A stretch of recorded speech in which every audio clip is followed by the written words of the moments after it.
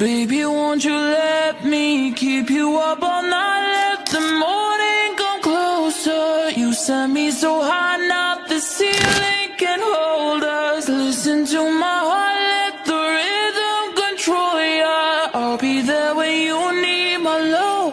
Just follow the beat of my drum, drum, drum, drum.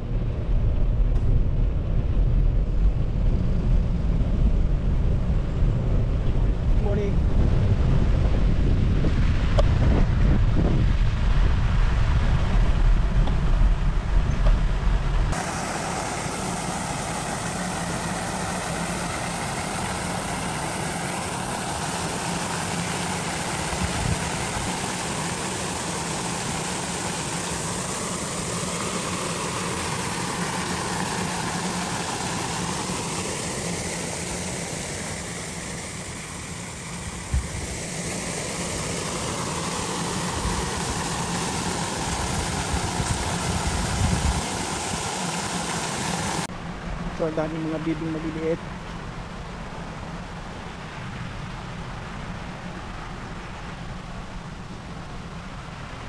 Tingnan nyo yung mga bibi dito. Dami.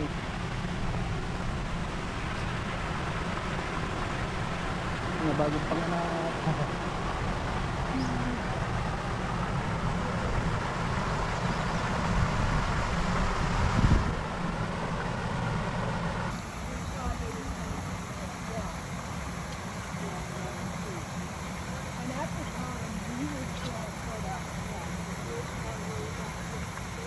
Liliit.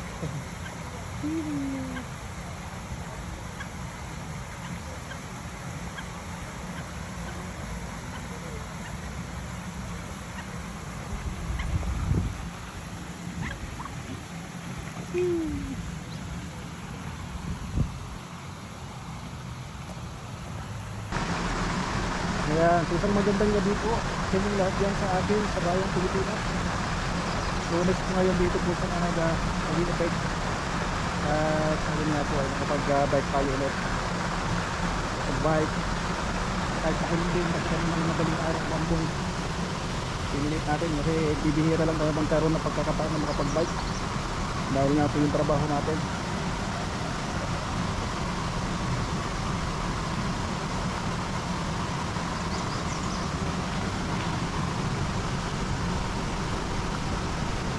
Yung mga maliit na bibigyan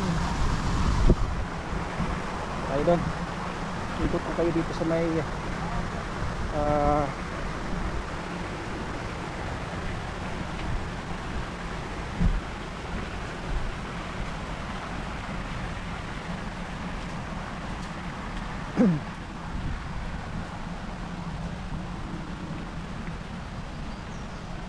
yan yellow po yan pagka ano, may fountain ulit dito.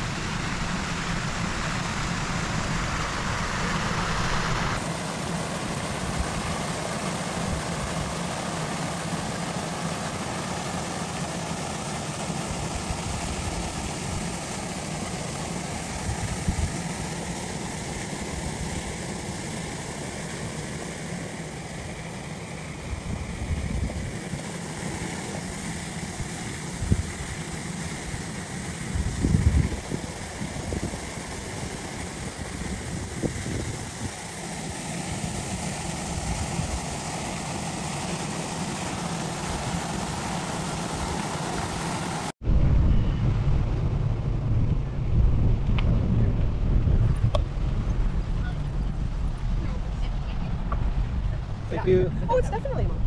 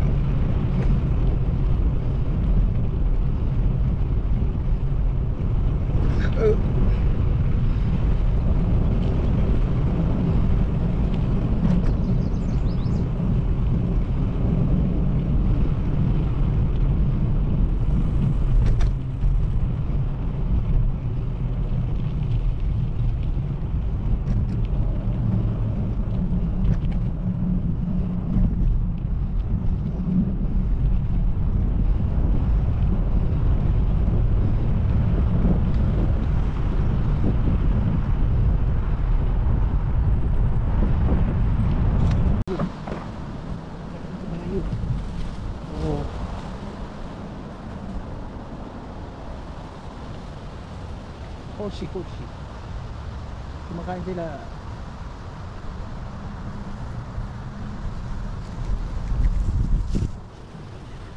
Laki ng mga kabayo.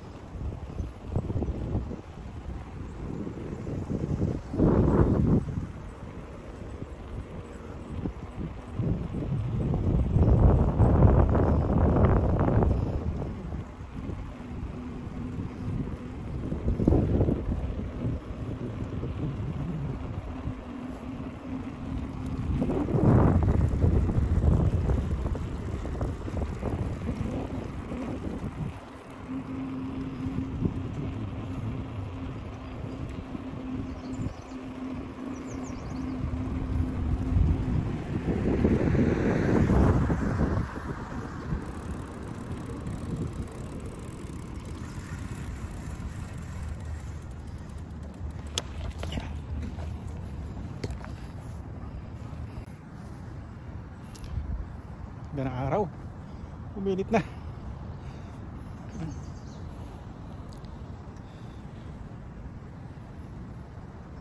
Umaraw na.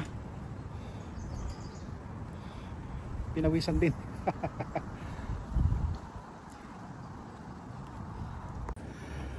Yeah, so pahinga muna tayo. Mainit na. Mag-alas 10 na po ng umaga dito ng Lunes. At ayun nga po kabayan, tayo po ay nakapag-bike. Kahit na umulan kaninang umaga, pinilit pa rin natin mag-bike kasi bibihira lang ho tayo makapag-bike dito, lalo na kasi yung trabaho natin, syempre inuuna natin. Panggabi kasi yung trabaho natin. So ngayon po ay Canada Day bukas. So in advance ho yung aming company. Kumbaga sa ilinipat yung Canada Day. So ayun, nakapag-bike tayo. At nakapag-banding-banding din tayo sa ating pamilya nung isang araw, nag-bowling tayo. Ngayon naman ay nag-bike.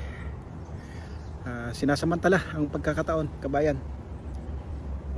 So ayan, shout out ulit sa aking kuyang Rohel na nagbigay po ng aking damit. Kompletos Ricados, ang ganda. Malamig sa katawan, kapit na kapit. Ayan kuya, thank you. At sa lahat po ng McKinley Cycling Team, thank you. Ang ganda ng uniform niya. Oh, grabe. Oh. Philippines, siyempre, love Philippines. So ayan. So pahinga muna tayo. Nakakapagod din pag kayong medyo malayo na. Tsaka siyempre bibihira lang mag-bike. So ganito ang buhay-buhay po namin dito sa Canada. Pagka summer, kailangan mag-exercise ka. Kasi pag winter naman, talagang sa loob ka lang ng bahay, trabaho. Ganun lang po ang buhay namin dito. Talagang iba pa rin ang saya dyan sa atin, sa Pilipinas. Ayan. Talagang kahit mainit, medyo marami kang mapapasyalan. Pag winter dito, wala.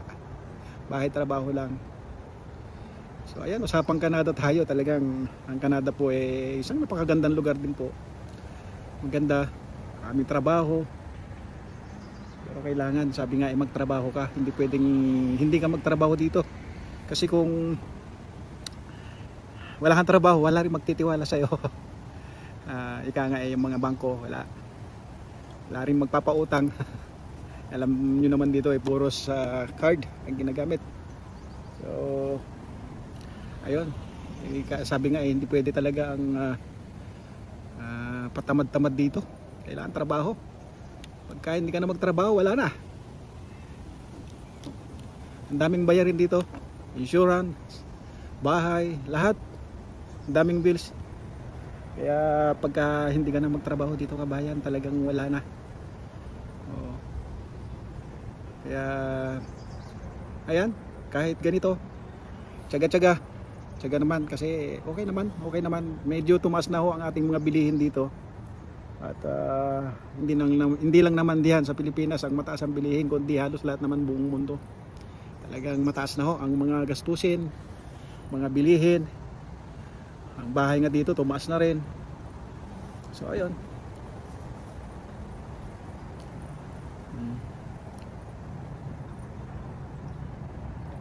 Kaya ayan, samantalahin ho ang pag-exercise dito kasi sa totoo lang pagdating ng winter wala pong exercise sumasakit na yung ating mga kasukasuhan.